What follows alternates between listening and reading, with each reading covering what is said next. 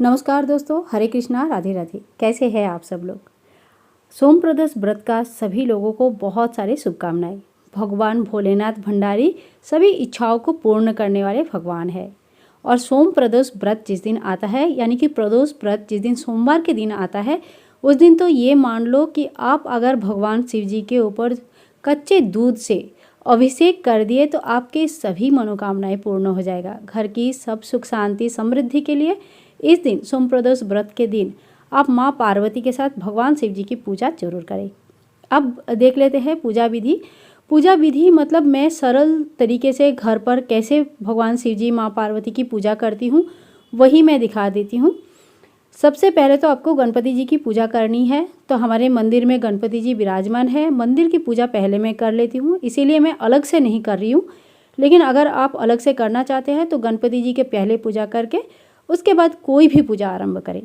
तो देखिए, मैंने एक लाल आसन बिछा लिया। कोई भी पूजा शुरू करने से पहले मैं आपको हर बार कहती हूँ कि दिया को स्थापित करें और दिया को साक्षी मान के ही आगे पूजा करें। तो देखिए, दिया को मैंने स्थापित किया और एक थाल ले लिया जिसमें भगवान शिव जी माँ पार्वती के साथ पूजा और अभिषेक करेंगे। आपके पास अगर पार्वती माँ का मूर्ति या विग्रह नहीं है तो आप एक हल्दी के गांठ को माँ पार्वती स्वरूप लेके पूजा कर सकते हैं, या लक्ष्मी गणेश जी को गणपति की पूजा करके फिर भगवान शिव जी की पूजा कर सकते हैं। शिवलिंग है तो शिवलिंग की पूजा करें, विग्रह है तो विग्रह की पूजा करें, और अगर आपके पास फोटो है तो फोटो में हल्का सा जल छिड़क के फिर पूजा की जाती है। तो सबसे पहले हमने शुद्ध जल से भगवान को स्नान करवाएंगे और उसके बाद कच्चा दूध लेना है। अगर आपके पास बिना पैकेट वाले दूध है, तबेले वाले दूध है तो सर्वश्रेष्ठ होता है।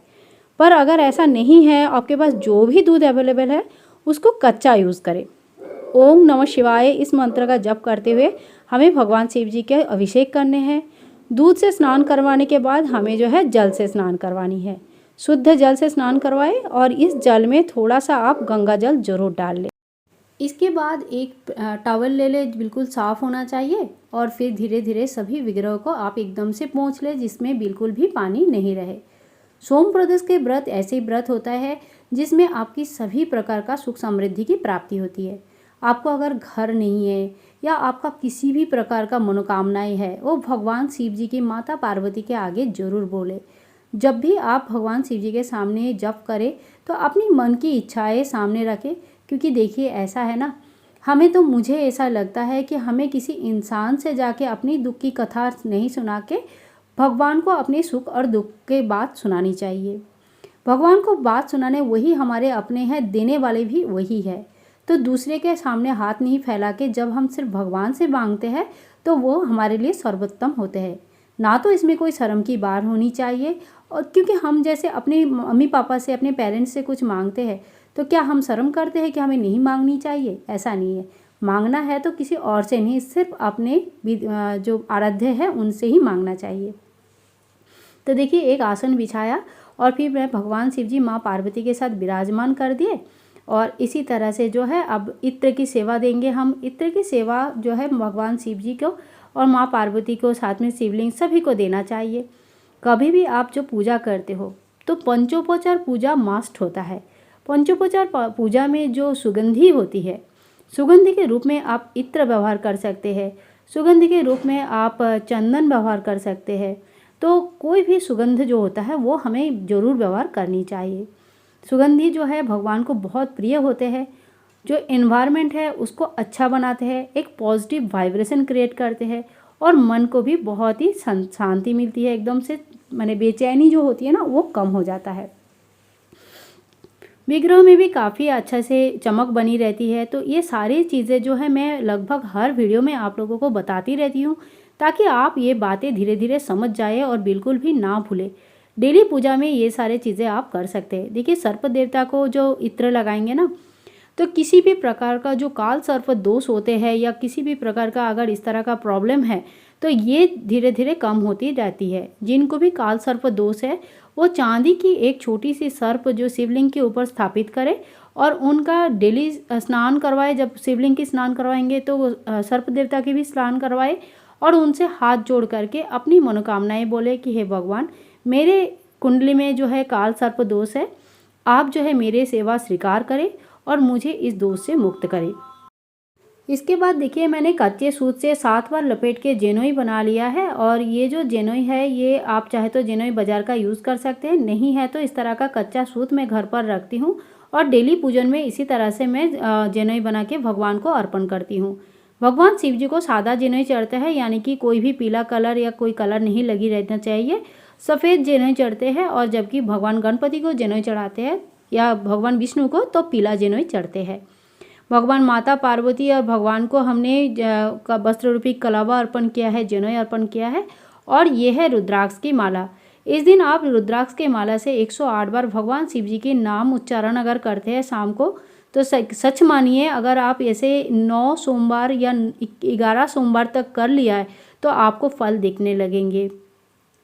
बस इतना है कि आप कोई भी देवी देवता का आराधना करें, पूजा करें, मन से करें, दिल से करें, जो भी आपका आराध्य है वो आपके हृदय में होनी चाहिए।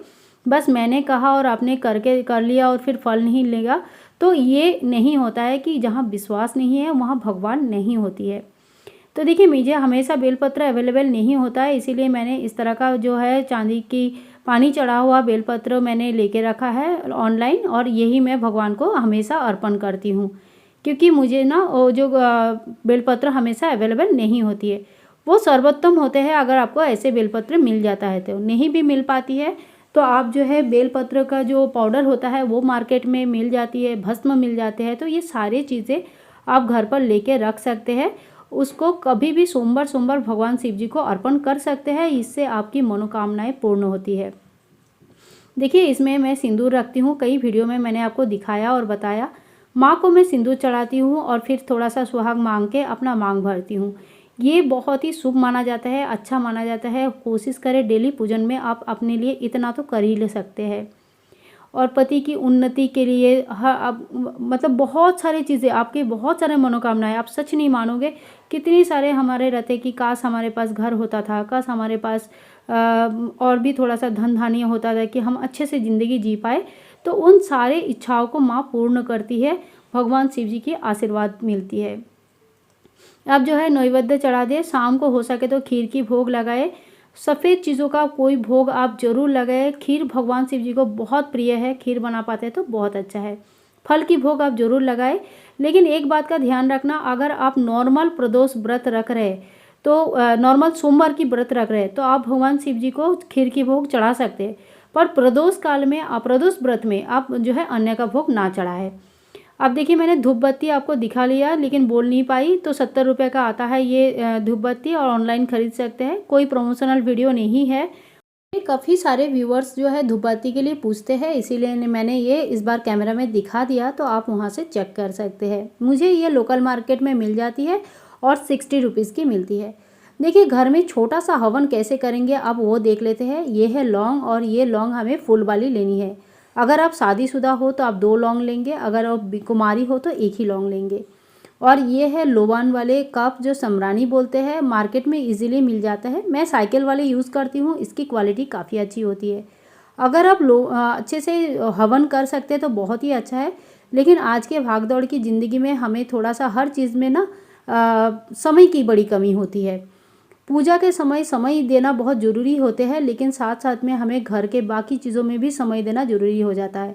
ऐसे में थोड़ा मुश्किल हो जाता है। तो देखिए हमने ना बहुत ही आसान तरीके से हवन किया है। समरानी काप लिया है और इसमें जो है एक कपूर जलाया है सबसे पहले, और फिर 2 लौंग मैंने इसमें डाला है। हवन जो होता है इसमें गुगुल रहते हैं, इसमें लोबन रहते हैं, और इसमें मैंने लौंग भी डाला है, इसमें कपूर भी डाली है। आप चाहे तो 1 बूंद इसमें घी भी डाल सकते हैं, और ये एक छोटा सा जो है हवन आप घर पर कर सकते हैं। थोड़ी सी हम इत्र चढ़ाएंगे, क्योंकि हवन में जो चीज़ें चढ़ाया जाता है वो सीधा भगवान को जाते हैं, भगवान को सीधा भगवान को मिलता है वो। तो इसीलिए आप जो है मंत्रोच्चारण भगवान शिव जी के ओम नमः शिवाय, जो अगर कुछ भी नहीं आता है तो बस नमः शिवाय का जप करें पूरे पूजा में। तो अभी भी देखना कि आपकी पूजा करने के बाद आप खुद महसूस करोगे कि देखिए कितना पॉजिटिविटी है अंदर, कितना अच्छा लग रहा है चीज़ें। अब जो है इस हवन में हम थोड़ी सी भोग भी चढ़ा देंगे, थोड़ा सा बतासा या कोई भी जो भोग आप भगवान शिव जी को अर्पण कर रहे, थोड़ा सा हमने हवन में भी भोग चढ़ाना है। क्योंकि मैंने बार बार कहती हूँ कि जो भी हम अग्नि प्रज्वलित करते हैं, हवन करते हैं, छोटा रूप में चाहे बड़े रूप में, वो भगवान को डायरेक्ट जाती है, तो हमें इसमें भोग जरूर अर्पण करना चाहिए। तो देखिए, भगवान शिव जी की पूरे पूजा में थोड़ी सी ख्याल रखें, तुलसी की व्यवहार कहीं नहीं करना है, शंख की व्यवहार कहीं नहीं करना है, अभिषेक के लिए नहीं करनी है, किसी चीज़ के लिए शंख की व्यवहार नहीं होनी है, तुलसी की व्यवहार नहीं होनी है। भगवान शिव जी को हल्दी और कुमकुम की टीका नहीं लगनी चाहिए। भगवान शिव जी को नारियल भी नहीं चढ़ाना चाहिए। नारियल माता लक्ष्मी श्री फल बोला जाता है, माता लक्ष्मी के स्वरूप होता है, तो ये जो है भगवान शिव जी को नहीं चढ़ता है। तो ये छोटे छोटे 2-4 चीज़ों का आप ध्यान रखें शिव जी की पूजा में। वैसे भोले भंडारी हमारे ये छोटे छोटे चीज़ों में कुछ भी नहीं है तो जल से खाली अभिषेक कर दे तो उसमें भी जो है भगवान शिव जी खुश हो जाते हैं। और माता पार्वती के साथ कोशिश करें पूजा करने के लिए, क्योंकि जब भी हम नारायण जी की पूजा करते हैं तो साथ में जब लक्ष्मी जी की पूजा करते हैं, भगवान शिव जी की पूजा करते हैं तो साथ में पार्वती माँ का पूजा करते हैं, तो पूजा संपूर्ण होता है, मन की सभी इच्छाएं पूर्ण होते हैं। और कोई भी चीज़ में ना पूर्णता होनी जरूरी होती है। तो देखिए, अभी हम आरती की तैयारी कर लिया है, फूलों से सजाया थाल को, एक दिया मैं प्रज्वलित करूंगी और भगवान शिव जी की आरती करूंगी। जो अखंड दिया हम सबसे पहले स्थापित करते हैं, मैं उस दिए से कभी आरती नहीं करती हूँ। कभी अगर 1-2 बार गलती अगर हो गई तो हो गई है, नहीं तो मैं जब भी मैं कोशिश करती हूँ कि 99% मेरा यही रहता है कि मैं अलग से दिया जला के आरती करती हूँ। स्थापित पूजा में स्थापित किया गया दिया से आरती नहीं करती हूँ। अब थोड़ा सा जल 3 बार घुमा लेंगे इस तरह से, और जो है आरती को थोड़ा सा आचमन कर लेंगे। और ये आचमन करना अग्नि प्रज्वलित होने के बाद बहुत ही ज़्यादा ज़रूरी है। देखिए, मैं बहुत सारा नियम पालन नहीं कर पाती हूँ हर रोज़ का पूजा में, लेकिन जितना मुझे मैं कर सकती हूँ उतना मैं ज़रूर करती हूँ। तो ये थी हम मेरा सोम प्रदोष व्रत का पूजा। सुबह 4 बजे मैं उठ गई थी और 4 बजे उठ के मैंने पूजा कर लिया है। बस आपके पास वीडियो आने में थोड़ा लेट हो गया है।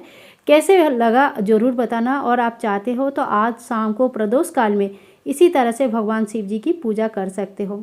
मिलते हैं नेक्स्ट वीडियो में, तब तक के लिए लाइक करें, शेयर करें, कमेंट करें और चैनल को सब्सक्राइब करके रखना बिल्कुल ना भूलें। सभी दोस्तों को ओम नमः शिवाय।